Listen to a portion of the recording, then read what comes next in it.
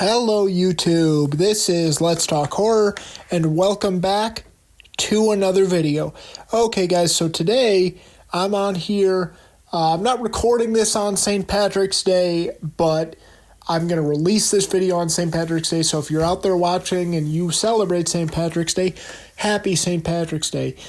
All in all, it has been a busy week, obviously, for this channel, as we had the huge Halloween news that came out early in the week with Mark Helwig and the interview he gave with Deadline, and I reacted to that. And then, of course, we had the Scream news and the return of Neve Campbell and Kevin Williamson being announced. I reacted to that, so if those videos interest you, they are up on the channel. But today, obviously with St. Patrick's Day, I wanted to take this opportunity to talk about another franchise that doesn't get talked about very much, and specifically another movie, I should say, that doesn't get talked about very much. And that is Leprechaun, and Leprechaun 1993. And it's the same thing with My Bloody Valentine and Valentine's Day. I view this as a great opportunity to talk about a product that doesn't get talked about very much, and a movie that doesn't get talked about very much, and a franchise that doesn't get talked about very much, because so much of this space and so much oxygen in this space in the horror community is taken up by talking about things like Halloween, like Friday the 13th, like Nightmare on Elm Street, like Child's Play and Chucky, like Scream. And don't get me wrong, I like those franchises. I love talking about those franchises. I really do. But at the end of the day, it is nice to get outside that bubble and give a spotlight and talk about franchises and movies like Leprechaun 1993. And so that's what I'm doing here today, and hopefully you enjoy it. And hopefully my diehard Leprechaun fans enjoy this video. Okay, so let's get into the review. Leprechaun 1993 is a movie that I have a bit of nostalgia for. I watched it quite a bit as a kid. I didn't watch it a ton. The kind of 1980s B-movie I remember watching a ton is House by William Catt. That was a Sean Cunningham movie. But I watched this one a decent amount as a kid. You know, I remember seeing it quite a few times. And so I do have some nostalgia for it. Okay, so here is the synopsis for Leprechaun 1993. Dan O'Grady, played by Shea Duffin, steals 100 gold coins from a leprechaun, played by Warwick Davis, while on vacation in Ireland. The leprechaun follows him home, but Dan locks the murderous midget in a crate, held at bay by a four-leaf clover. 10 years later, J.D. Redding, played by John Sanderford, and his daughter, Tori, played by Jennifer Aniston, rent O'Grady's property for the summer. When their neighbors accidentally release the leprechaun, he goes on a murderous rampage to reclaim his gold. And so there is your synopsis for Leprechaun 1993. So overall, if I had to go into what I like about this movie, just the simplicity. Just the simplicity of this movie really is what I like. You know, they didn't try to do too much with it. You know, this is just the story of a leprechaun with a horror spin on it. This leprechaun, all he wants to do is get his gold. It's kind of a funny play, you know, on the leprechaun. You know, he has the cliche things like, oh, he likes to sign shoes, and oh, he's afraid of a four-leaf clover, and oh, he wants his gold. But it's done with a horror twist. And sometimes the simplest form of doing something is the best way of doing something. And I really like the simplicity of this here. And I also like the setting. I think this kind of farmhouse setting is pretty unique. It's not a campground. It's not Haddonfield or anything like that. It's not too extravagant. It's just this rundown old farmhouse owned by Dan O'Grady. And I like that. And that kind of setting has always stuck out to me. Warwick Davis obviously is fantastic. You know, we always give the credit to like Robert Englund or someone like that, but Warwick Davis in his own right, in his own way, is a horror icon for what he did and the way he brought this character in this franchise to life. And you know, if you don't know the history of this movie, Mark Jones, the writer and director, actually wrote this to be a just straight up very serious horror movie.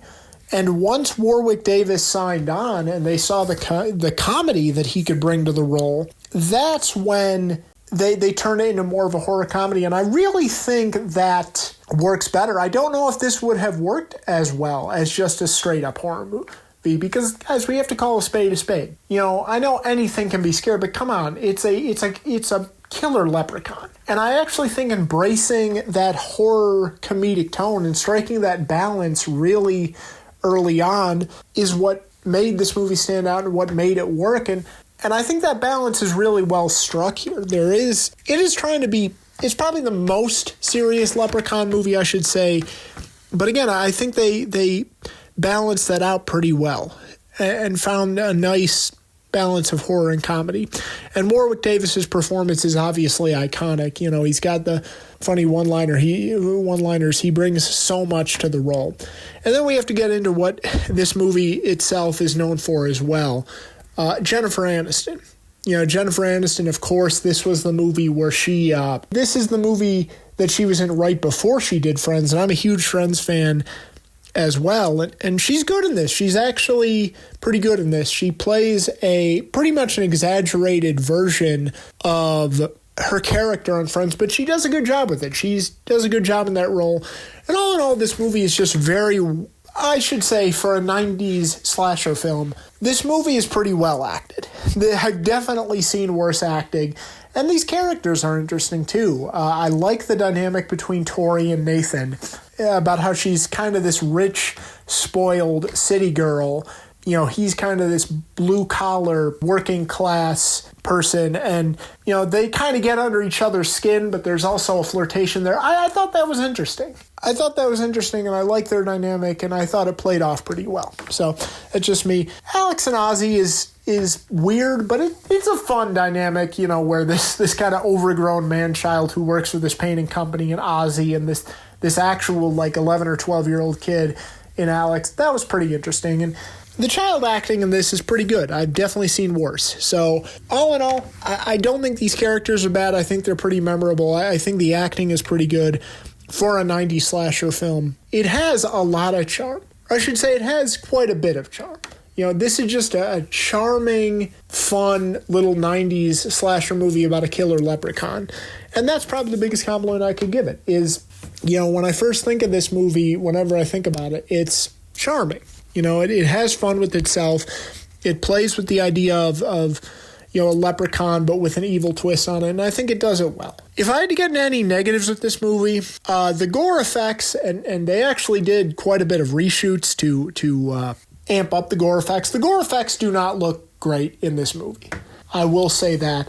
The other thing I will say is the kills in this movie. There's not a ton of them, and the ones that are they're nothing to write home about. Even the pogo stick kill is not all that well done. It's probably the signature kill of this movie, but it's not all that well done. And then just all in all, as much as I do like it, as much as I have some nostalgia for it, nothing is done exceptional. Whenever I watch this, I like it, but it feels like it has just enough charm, and it's having just enough fun with itself, and it has, personally for me, just enough nostalgia to where it carries it over the finish line of being just a solid little B movie instead of just straight up just a so bad it's good. I still feel like this concept, that they're as well as they did it, I still feel like it could have, there was another level there to where this really could have been a beloved B movie standalone film